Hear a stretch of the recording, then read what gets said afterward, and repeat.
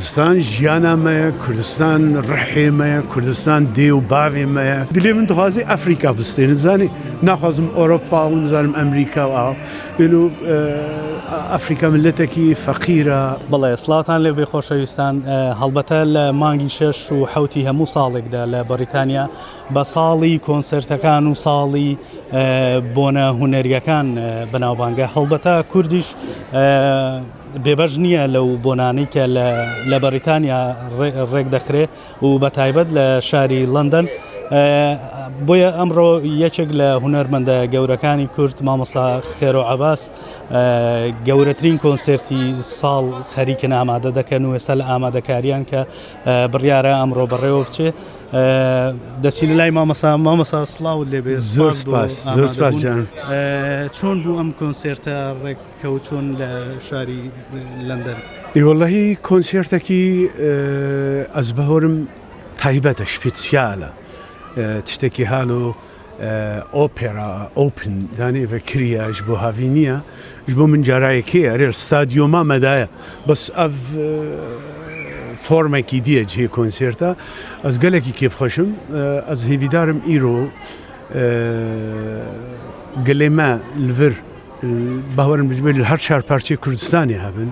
لێنۆ لەندۆن سنترالێکی تایبەتی تایبەتە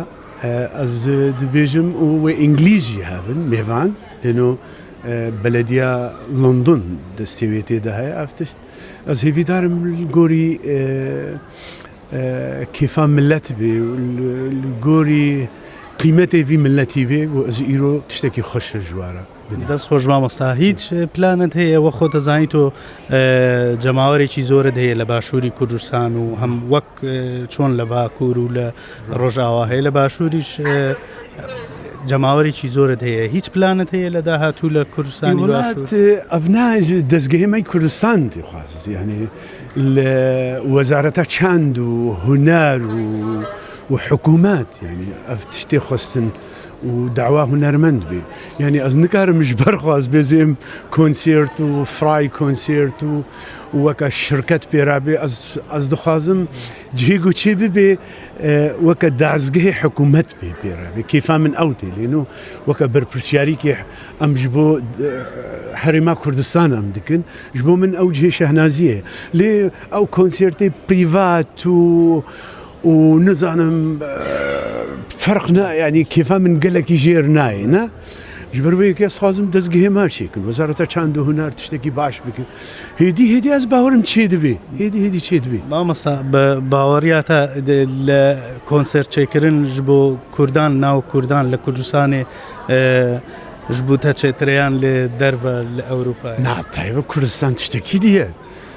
Kurdistan jiyana me ye, Kurdistan rihê me ye, Kurdistan dê û bavê me ye,